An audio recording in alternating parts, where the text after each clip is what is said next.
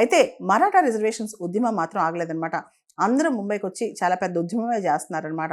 ముఖ్యంగా మనోజ్ జరాంగే పాటిల్ ఇప్పుడు ఈ రోజున పచ్చి మంచినీళ్ళు కూడా ముట్టుకోకుండా ఉద్యమంలో ఉన్నారు. రోడ్స్ అని బ్లాక్ అయిపోయాయి. బాంబే సిటీ లైఫ్ మొత్తం స్తబ్ద అయిపోయిందనమాట. మొత్తం స్టాండ్ స్టిల్ అయిపోయిందనమాట. ఈ సందర్భంగా బాంబే హైకోర్టు కూడా ఆగ్రహం వ్యక్తం చేసింది. ఏదైనా ఉంటే పీస్ఫుల్గా చూసుకోవాలి కానీ ఇలా ట్రాఫిక్ జామ్ చేసి లైఫ్ని స్టాల్ చేయకూడదని చెప్పింది. భారతదేశంలో ఉండే రీజనల్ ఇంబ్యాలెన్సెస్ అంటే రకరకాల ప్రాంతాలు, ఒక ప్రాంతం బాగా డెవలప్ అవటం, ఒక ప్రాంతం తక్కువ డెవలప్ అవటం మనం చూస్తే కనుక మహారాష్ట్రలో వెస్ట్రన్ మహారాష్ట్ర బాగా డెవలప్ అయింది. ఈస్టర్న్ మహారాష్ట్ర, ఈ విదర్భ, మరాఠవాడ ఈ ప్రాంతాలన్నీ కూడా తక్కువ డెవలప్ అయ్యాయి అనమాట.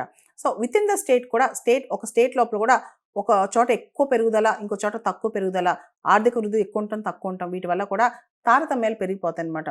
సో ఆంధ్రప్రదేశ్లో కూడా యునైటెడ్ ఆంధ్రప్రదేశ్లో ఇలాంటి కారణం వల్లే కదా సపరేట్ తెలంగాణ కోసం ఉద్యమం వచ్చింది.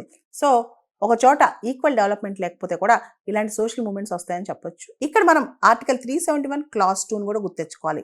Separate development boards for Vidarbha, Marathwada ఇవి కూడా సరిగ్గా పనిచేయకపోవడం వల్లే ఈ ఉద్యమం ఇంతగా ఉధృతమైందని అంటున్నారు.